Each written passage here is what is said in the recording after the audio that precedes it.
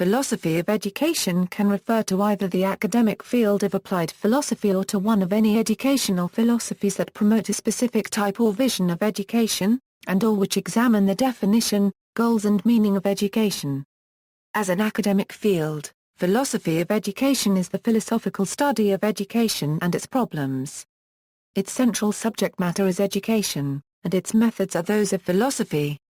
The philosophy of education may be either the philosophy of the process of education or the philosophy of the discipline of education. That is, it may be part of the discipline in the sense of being concerned with the aims, forms, methods, or results of the process of educating or being educated. Or it may be metadisciplinary in the sense of being concerned with the concepts, aims, and methods of the discipline. As such, it is both part of the field of education and a field of applied philosophy, drawing from fields of metaphysics, epistemology, axiology and the philosophical approaches to address questions in and about pedagogy, education policy, and curriculum, as well as the process of learning, to name a few. For example, it might study what constitutes upbringing and education, the values and norms revealed through upbringing and educational practices, the limits and legitimization of education as an academic discipline, and the relation between educational theory and practice.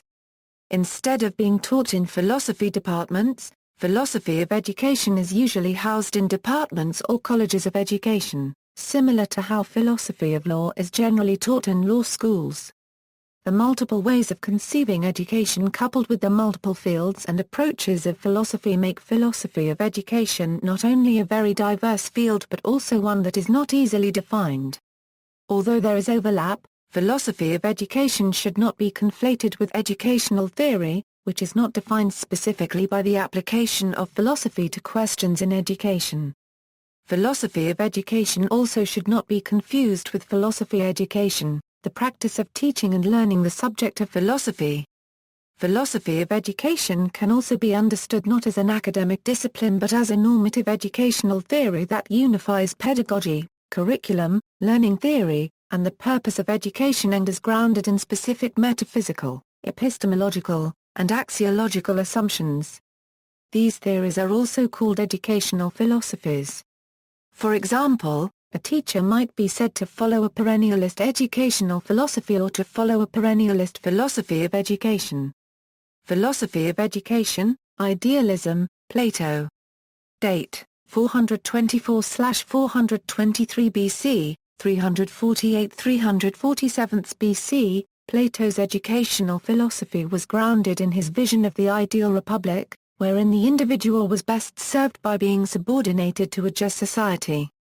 He advocated removing children from their mother's care and raising them as wards of the state, with great care being taken to differentiate children suitable to the various castes, the highest receiving the most education, so that they could act as guardians of the city and care for the less able. Education would be holistic, including facts, skills, physical discipline, and music and art, which he considered the highest form of endeavor. Plato believed that talent was distributed non-genetically and thus must be found in children born in any social class. He builds on this by insisting that those suitably gifted are to be trained by the state so that they may be qualified to assume the role of a ruling class.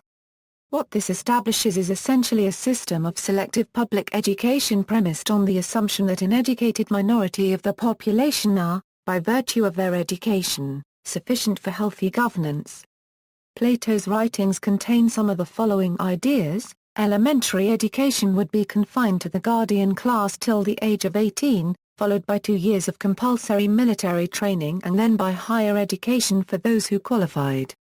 While elementary education made the soul responsive to the environment, higher education helped the soul to search for truth which illuminated it.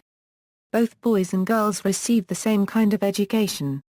Elementary education consisted of music and gymnastics, designed to train and blend gentle and fierce qualities in the individual and create a harmonious person. At the age of 20, a selection was made. The best students would take an advanced course in mathematics, geometry, astronomy and harmonics. The first course in the scheme of higher education would last for 10 years. It would be for those who had a flair for science. at the age of 30 there would be another selection. Those who qualified would study dialectics and metaphysics, logic and philosophy for the next 5 years. After accepting junior positions in the army for 15 years, a man would have completed his theoretical and practical education by the age of 50. Immanuel Kant. Date: 1724–1804. Immanuel Kant believed that education differs from training in that the former involves thinking whereas the latter does not. In addition to educating reason, of central importance to him was the development of character and teaching of moral maxims. Kant was a proponent of public education and of learning by doing. Georg Wilhelm Friedrich Hegel. Date: 1770–1831, Realism, Aristotle. Date: 384 BC, 322 BC, only fragments of Aristotle's treatise on education are still in existence. We thus know of his philosophy of education primarily through brief passages in other works. Aristotle considered human nature, habit and reason to be equally important forces to be cultivated in education. 1. Thus, for example, he considered repetition to be a key tool to develop good habits. The teacher was to lead the student systematically. This differs, for example, from Socrates' emphasis on questioning his listeners to bring out their own ideas. Aristotle placed great emphasis on balancing the theoretical and practical aspects of subjects taught. Subjects he explicitly mentions as being important included reading, writing and mathematics, music, physical education, literature and history, and a wide range of sciences. He also mentioned the importance of play. One of education's primary missions for Aristotle, perhaps its most important, was to produce good and virtuous citizens for the polis. All who have meditated on the art of governing mankind have been convinced that the fate of empires depends on the education of youth. 2. Avicenna. Date: 980 AD, 1037 AD. In the medieval Islamic world, an elementary school was known as a maktab, which dates back to at least the 10th century. Like madrasas, a maktab was often attached to a mosque. In the 11th century, Ibn Sina wrote a chapter dealing with the maktab entitled The Role of the Teacher in the Training and Upbringing of Children, as a guide to teachers working at maktab schools. He wrote that children can learn better if taught in classes instead of individual tuition from private tutors, and he gave a number of reasons for why this is the case, citing the value of competition and emulation among pupils as well as the usefulness of group discussions and debates. Ibn Sina described the curriculum of a maktab school in some detail, describing the curricula for 2 stages of education in a maktab school. Ibn Sina wrote that children should be sent to a maktab school from the age of 6 and be taught primary education until they reach the age of 14.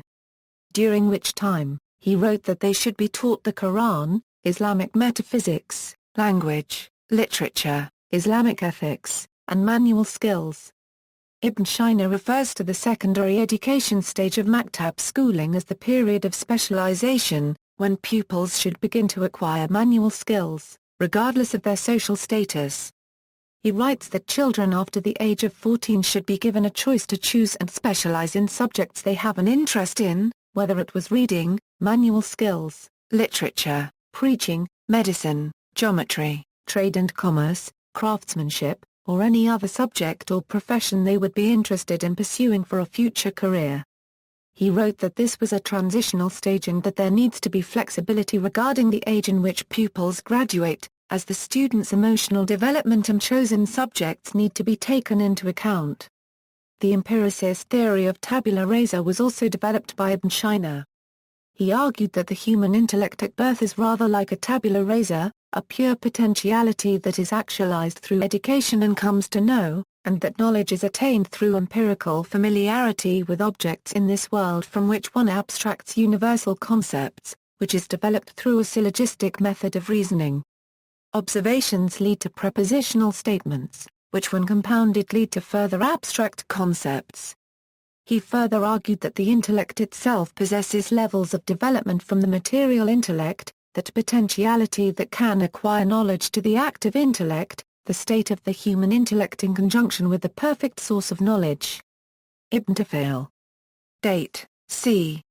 1105 to 1185. In the 12th century, the Andalusian Arabian philosopher and novelist Ibn Tufayl demonstrated the empiricist theory of tabula rasa as a thought experiment through his Arabic philosophical novel, Hayy ibn Yaqzan, in which he depicted the development of the mind of a feral child from a tabula rasa to that of an adult, in complete isolation from society on a desert island, through experience alone. The Latin translation of his philosophical novel, Philosophus Autodidactus, published by Edward Peacock the Younger in 1671, had an influence on John Locke's formulation of tabula rasa in an essay concerning human understanding. John Locke. Date, 1632 to 1704. In Some Thoughts Concerning Education and of the Conduct of the Understanding, Locke composed an outline on how to educate this mind in order to increase its powers and activity. The business of education is not, as I think, to make them perfect in any one of the sciences, but so to open and dispose their minds as may best make them capable of any, when they shall apply themselves to it. If men are for a long time accustomed only to one sort or method of thoughts, their minds grow stiff in it, and do not readily turn to another. It is therefore to give them this freedom, that I think they should be made to look into all sorts of knowledge, and exercise their understandings in so wide a variety and stock of knowledge. But I do not propose it as a variety and stock of knowledge, but a variety and freedom of thinking, as an increase of the powers and activity of the mind, not as an enlargement of its possessions. Locke expressed the belief that education maketh the man, or, more fundamentally, that the mind is an empty cabinet, with the statement, I think I may say that of all the men we meet with, 9 parts of 10 are what they are, good or evil, useful or not, by their education. Locke also wrote that the little and almost insensible impressions on our tender infancies have very important and lasting consequences. He argued that the associations of ideas that one makes when young are more important than those made later because they are the foundation of the self. They are, put differently, what first mark the tabula rasa. In his essay, in which is introduced both of these concepts, Locke warns against, for example, letting a foolish maid convince a child that goblins and sprites are associated with the night, for darkness shall ever afterwards bring with it those frightful ideas, and they shall be so joined, that he can no more bear the one than the other. Associationism, as this theory would come to be called, exerted a powerful influence over 18th-century thought, particularly educational theory, as nearly every educational writer warned parents not to allow their children to develop negative associations. It also led to the development of psychology and other new disciplines, with David Hartley's attempt to discover a biological mechanism for associationism in his Observations on Man. Jean-Jacques Rousseau.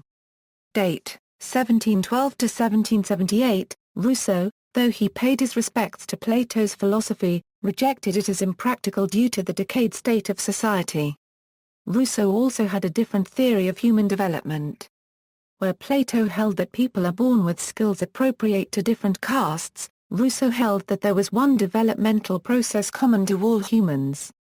This was an intrinsic, natural process, of which the primary behavioral manifestation was curiosity. This differed from Locke's tabula rasa in that it was an active process deriving from the child's nature, which drove the child to learn and adapt to its surroundings. Rousseau wrote in his book Emile that all children are perfectly designed organisms, ready to learn from their surroundings so as to grow into virtuous adults, but due to the malign influence of corrupt society, they often fail to do so. Rousseau advocated an educational method which consisted of removing the child from societia euro, for example, to a country homey euro, and alternately conditioning him through changes to his environment and setting traps and puzzles for him to solve or overcome. Rousseau was unusual in that he recognized and addressed the potential of a problem of legitimation for teaching. He advocated that adults always be truthful with children, and in particular that they never hide the fact that the basis for their authority in teaching was purely one of physical coercion. I'm bigger than you. Once children reached the age of reason, at about 12, they would be engaged as free individuals in the ongoing process of their own. He once said that a child should grow up without adult interference and that the child must be guided to suffer from the experience of the natural consequences of his own acts or behavior. When he experiences the consequences of his own acts, he advises himself. Rousseau divides development into 5 stages. Education in the first 2 stages seeks to the senses. Only when a per mile is about 12 does the tutor begin to work to develop his mind. Later, in Book 5, Rousseau examines the education of Sophie. Here he sets out what he sees as the essential differences that flow from sex. The man should be strong and active. The woman should be weak and passive. From this difference comes a contrasting education. They are not to be brought up in ignorance and kept to housework. Nature means them to think, to will, to love, to cultivate their minds as well as their persons. She puts these weapons in their hands to make up for their lack of strength and to enable them to direct the strength of men. They should learn many things, but only such things as suitable. A per mile, Mortimer Jerome Adler. Date, 1902 to 2001. Mortimer Jerome Adler was an American philosopher, educator, and popular author. As a philosopher he worked within the Aristotelian and the mystic traditions.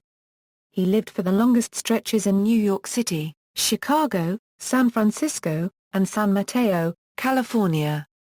He worked for Columbia University, the University of Chicago, Encyclopaedia Britannica, and Adler's own Institute for Philosophical Research. Adler was married twice and had 4 children. Adler was a proponent of educational perennialism. Harry S. Brodie. Date, 1905 to 1998. Brodie's philosophical views were based on the tradition of classical realism, dealing with truth, goodness, and beauty. However, he was also influenced by the modern philosophy existentialism and instrumentalism.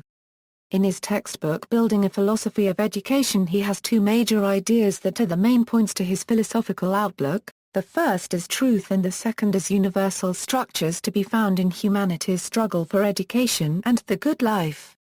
Brodie also studied issues on society's demands on school. He thought education would be a link to unify the diverse society and urged the society to put more trust and a commitment to the schools and a good education. Scholasticism, Thomas Aquinas. Date, c. 1225 to 1274. See Religious Perennialism, John Milton. Date, 1608 to 1674. The objective of medieval education was an overtly religious one, primarily concerned with uncovering transcendental truths that would lead a person back to God through a life of moral and religious choice. The vehicle by which these truths were uncovered was dialectic. To the medieval mind, debate was a fine art, a serious science, and a fascinating entertainment, much more than it is to the modern mind, because the medievals believed, like Socrates, that dialectic could uncover truth. Thus a Euro-scholastic disputation, a Euro-unregistered trademark, was not a personal contest in cleverness, nor was it a Euro-sharing opinions, a Euro-unregistered trademark. It was a shared journey of discovery. Pragmatism, John Dewey. Date, 1859 to 1952. In Democracy and Education, An Introduction to the Philosophy of Education, Dewey stated that education, in its broadest sense, is the means of the social continuity of life given the primary ineluctable facts of the birth and death of each one of the constituent members in a social group. Education is therefore a necessity, for the life of the group goes on. Dewey was a proponent of educational progressivism and was a relentless campaigner for reform of education, pointing out that the authoritarian, strict, preordained knowledge approach of modern traditional education was too concerned with delivering knowledge, and not enough with understanding students' actual experiences. William James. Date, 1842 a Euro 1910, William Herd Kilpatrick. Date, 1871 to 1965, William Herd Kilpatrick was a U.S.-American philosopher of education and a colleague and a successor of John Dewey. He was a major figure in the progressive education movement of the early 20th century. Kilpatrick developed the project method for early childhood education, which was a form of progressive education organized curriculum and classroom activities around a subject central theme. He believed that the role of a teacher should be that of a guide as opposed to an authoritarian figure. Kilpatrick believed that children should direct their own learning according to their interests and should be allowed to explore their environment, experiencing their learning through the natural senses. Proponents of progressive education and the project method reject traditional schooling that focuses on memorization, rote learning, strictly organized classrooms, and typical forms of assessment. Nel Noddings. Date, 1929. Noddings' first sole-authored book Caring, A Feminine Approach to Ethics and Moral Education followed close on the 1982 publication of Carol Gilligan unregistered trademark S groundbreaking work in the ethics of care in a different voice. While her work on ethics continued, with the publication of Women and Evil and later works on moral education, most of her later publications have been on the philosophy of education and educational theory. Her most significant works in these areas have been Educating for Intelligent Belief or Unbelief and Philosophy of Education. Richard Rorty. Date, 1931. 2007, Analytic Philosophy, Richard Stanley Peters. Date, 1919, Paul H. Hurst, Existentialism, Carl Jaspers. Date, 1883-1969, Martin Buber. Date, 1878-1965, Maxine Green. Date, A. Critical Theory, Paulo Freire. Date, 1921-1997, a Brazilian committed to the cause of educating the impoverished peasants of his nation and collaborating with them in the pursuit of their liberation from what he regarded as oppression. Freire is best known for his attack on what he called the banking concept of education, in which the student was viewed as an empty account to be filled by the teacher. Freire also suggests that a deep reciprocity be inserted into our notions of teacher and student. He comes close to suggesting that the teacher-student dichotomy be completely abolished, instead promoting the roles of the participants in the classroom as the teacher-student and the student-teacher. In its early, strong form, this kind of classroom has sometimes been criticized on the grounds that it can mask rather than overcome the teacher's authority. Aspects of the Freirean philosophy have been highly influential in academic debates over participatory development, and development more generally. Freire's emphasis on what he describes as emancipation through interactive participation has been used as a rationale for the participatory focus of development, as it is held that participation in any form can lead to empowerment of poor or marginalized groups. Freire was a proponent of critical pedagogy. He participated in the import of European doctrines and ideas into Brazil, assimilated them to the needs of a specific socio-economic situation, and thus expanded and refocused them in a thought-provoking way. 3. Postmodernism, Martin Heidegger. Date, 1889-1976, Heidegger's philosophizing about education was primarily related to higher education. He believed that teaching and research in the university should be unified and aim towards testing and interrogating the ontological assumptions presuppositions which implicitly guide research in each domain of knowledge. Hans-Georg Gadamer. Date, 1900-2002, Jean Frenner Section 1 Lyotard. Date, 1924-1998, Michel Foucault.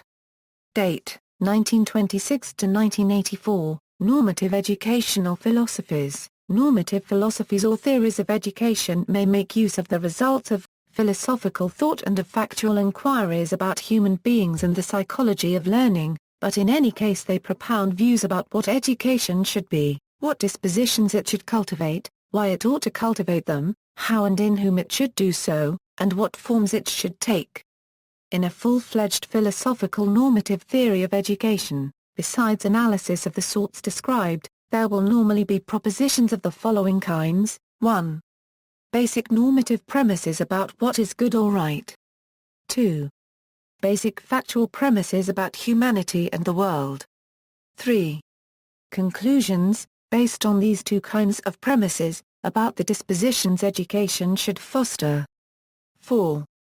Further factual premises about such things as the psychology of learning and methods of teaching. And 5. Further conclusions about such things as the methods that education should use. Perennialism. Perennialists believe that one should teach the things that one deems to be of everlasting importance to all people everywhere. They believe that the most important topics develop a person. Since details of fact change constantly, these cannot be the most important. Therefore, one should teach principles, not facts. Since people are human, one should teach first about humans, not machines or techniques. Since people are people first, and workers second if at all, one should teach liberal topics first, not vocational topics. The focus is primarily on teaching reasoning and wisdom rather than facts, the liberal arts rather than vocational training. Allan Bloom. Date, 1930 to 1992. Bloom, a professor of political science at the University of Chicago, argued for a traditional great books-based liberal education in his lengthy essay The Closing of the American Mind. Progressivism. Educational progressivism is the belief that education must be based on the principle that humans are social animals who learn best in real-life activities with other people. Progressivists, like proponents of most educational theories, claim to rely on the best available scientific theories of learning. Most progressive educators believe that children learn as if they were scientists, following a process similar to John Dewey's model of learning. 1. Become aware of the problem. 2. Define the problem. 3. Propose hypotheses to solve it. 4. Evaluate the consequences of the hypotheses from one's past experience. 5. Test the likeliest solution. 4. Jean Piaget. Date, 1896 to 1980. John Piaget was a Swiss developmental psychologist known for his epistemological studies with children. His theory of cognitive development and epistemological view are together called genetic epistemology. Piaget placed great importance on the education of children. As the director of the International Bureau of Education, he declared in 1934 that only education is capable of saving our societies from possible collapse, whether violent or gradual. Piaget created the International Center for Genetic Epistemology in Geneva in 1955 and directed it until 1980. According to Ernst von Glasersfeld, Jean Piaget is the great pioneer of the constructivist theory of knowing. Jean Piaget described himself as an epistemologist, interested in the process of the qualitative development of knowledge. As he says in the introduction of his book Genetic Epistemology, what the genetic epistemology proposes is discovering the roots of the different varieties of knowledge, since its elementary forms, following to the next levels, including also the scientific knowledge. Jerome Bruner. Date, 1915. Another important contributor to the inquiry method in education is Bruner. His books The Process of Education and Toward a Theory of Instruction are landmarks in conceptualizing learning and curriculum development. He argued that any subject can be taught in some intellectually honest form to any child at any stage of development. This notion was an underpinning for his concept of the spiral curriculum, which posited the idea that a curriculum should revisit basic ideas, building on them until the student had grasped the full formal concept. He emphasized intuition as a neglected but essential feature of productive thinking. He felt that interest in the material being learned was the best stimulus for learning rather than external motivation such as grades. Bruner developed the concept of discovery learning, which promoted learning as a process of constructing new ideas based on current or past knowledge. Students are encouraged to discover facts and relationships and continually build on what they already know. Essentialism. Educational essentialism is an educational philosophy whose adherents believe that children should learn the traditional basic subjects and that these should be learned thoroughly and rigorously. An essentialist program normally teaches children progressively, from less complex skills to more complex. William Chandler Bagley. Date, 1874 to 1946. William Chandler Bagley taught in elementary schools before becoming a professor of education at the University of Illinois, where he served as the director of the School of Education from 1908 until 1917. He was a professor of education at Teachers College, Columbia, from 1917 to 1940. An opponent of pragmatism and progressive education, Bagley insisted on the value of knowledge for its own sake, not merely as an instrument, and he criticized his colleagues for their failure to emphasize systematic study of academic subjects. Bagley was a proponent of educational essentialism, social reconstructionism and critical pedagogy. Critical pedagogy is an educational movement, guided by passion and principle, to help students develop consciousness of freedom, recognize authoritarian tendencies, and connect knowledge to power and the ability to take constructive action. Based in Marxist theory, critical pedagogy draws on radical democracy, anarchism, feminism, and other movements for social justice. George Counts. Date: 1889 1974, Maria Montessori. Date: 1870 to 1952. The Montessori method arose from Dr. Maria Montessori's discovery of what she referred to as the child's true normal nature in 1907, which happened in the process of her experimental observation of young children given freedom in an environment prepared with materials designed for their self-directed learning activity. The method itself aims to duplicate this experimental observation of children to bring about, sustain and support their true natural way of being. Waldorf. Waldorf education is a humanistic approach to pedagogy based upon the educational philosophy of the Austrian philosopher Rudolf Steiner, the founder of anthroposophy. Learning is interdisciplinary, integrating practical, artistic, and conceptual elements. The approach emphasizes the role of the imagination in learning, developing thinking that includes a creative as well as an analytic component.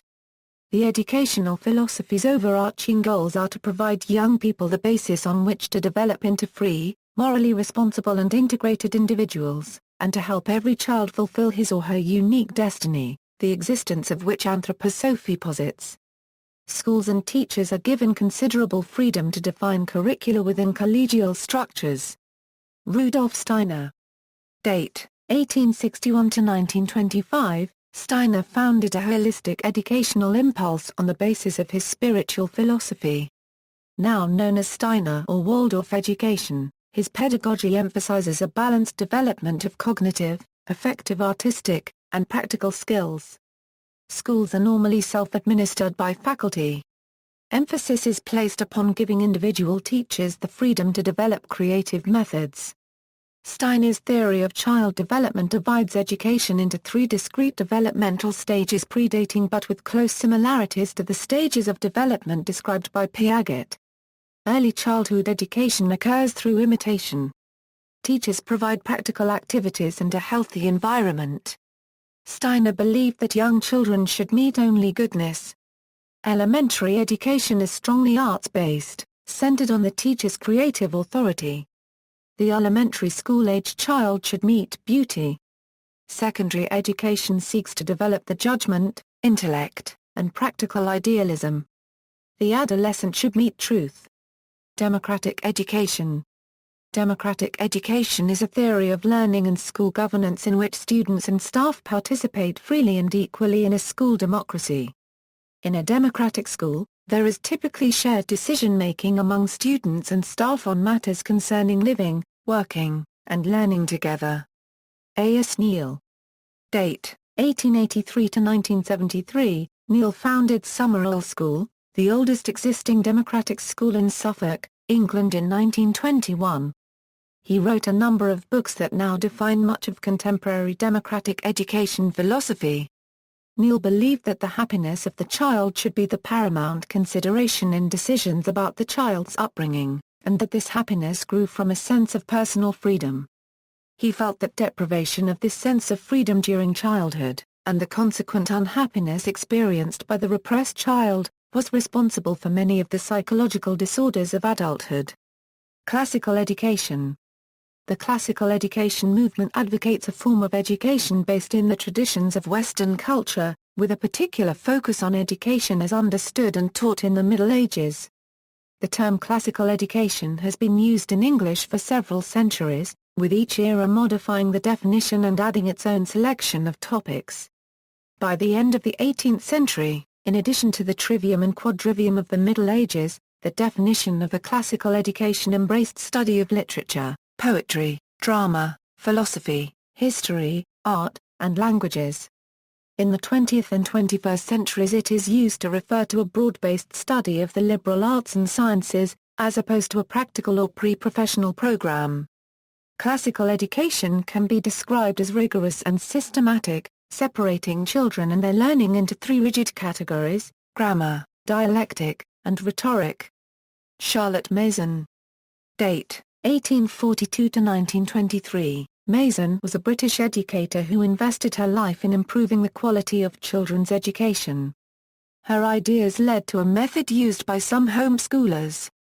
Mason's philosophy of education is probably best summarized by the principles given at the beginning of each of her books. Two key mottos taken from those principles are: education is an atmosphere, a discipline, a life, and education is the science of relations. She believed that children were born persons and should be respected as such. They should also be taught the way of the will and the way of reason. Her motto for students was "I am, I can, I ought, I will." Charlotte Mason believed that children should be introduced to subjects through living books, not through the use of compendiums, abstracts, or selections. She used abridged books only when the content was deemed inappropriate for children. She preferred that parents or teachers read aloud those texts, making omissions only where necessary. Unschooling.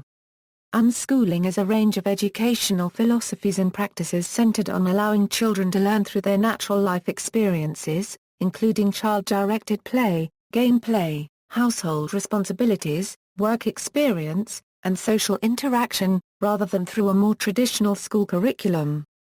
Unschooling encourages exploration of activities led by the children themselves, facilitated by the adults.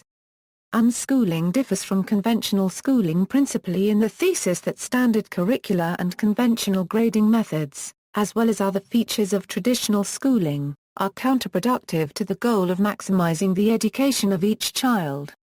John Holt. In 1964 Holt published his first book, How Children Fail, asserting that the academic failure of schoolchildren was not despite the efforts of the schools, but actually because of the schools. Not surprisingly, How Children Fail ignited a firestorm of controversy. Holt was catapulted into the American national consciousness to the extent that he made appearances on major TV talk shows, wrote book reviews for Life magazine, and was a guest on the To Tell the Truth TV game show. In his follow-up work, How Children Learn, published in 1967, Holt tried to elucidate the learning process of children and why he believed school short-circuits that process. Contemplative education. Contemplative education focuses on bringing spiritual awareness into the pedagogical process. Contemplative approaches may be used in the classroom, especially in tertiary or in secondary education. Parker Palmer is a recent pioneer in contemplative methods. The Center for Contemplative Mind in Society founded a branch focusing on education, the Association for Contemplative Mind in Higher Education.